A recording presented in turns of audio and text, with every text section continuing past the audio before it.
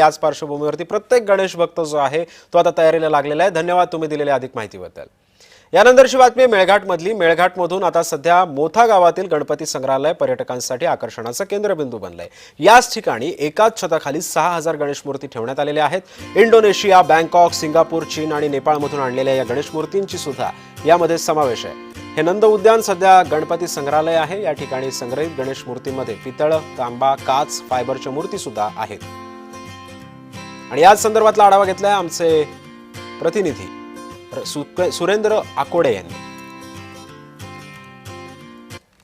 अमरावती जिल्ह्यातील विदर्भाचं नंदनवन असलेल्या चिखलदरामध्ये गणपती संग्रहालय आहे, ज्यामध्ये जवळपास 6000 गणेश मूर्त्या विस्फारित केलेल्या आहे। एकंदरीत जर बघितलं तर या ठिकाणी संपूर्ण देशातून जे गणेश मूर्त्या आहेत त्या ठिकाणी त्या अशा प्रकारच्या गणपती मूर्त्या या ठिकाणी लागल्या आहेत। एकंदरीत बघितलं तर 6000 गणेश मूर्त्या आणि एकूण 7 दालनं या संग्रहालयामध्ये आहेत। तर 3 एकरामध्ये हा गणेश मूर्त्या संग्रहालय आहे।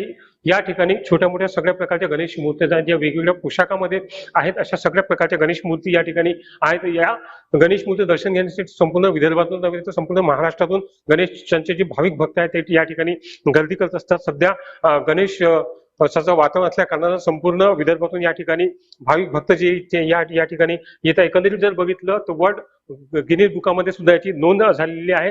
छोटे मोठे असे अनेक गणेश मूर्ती या ठिकाणी लागल्या आहेत। अमरावतीतून कॅमेरा पर्सन सागर सर, सुरेंद्र कुमार आकोडे, जय महाराष्ट्र न्यूज।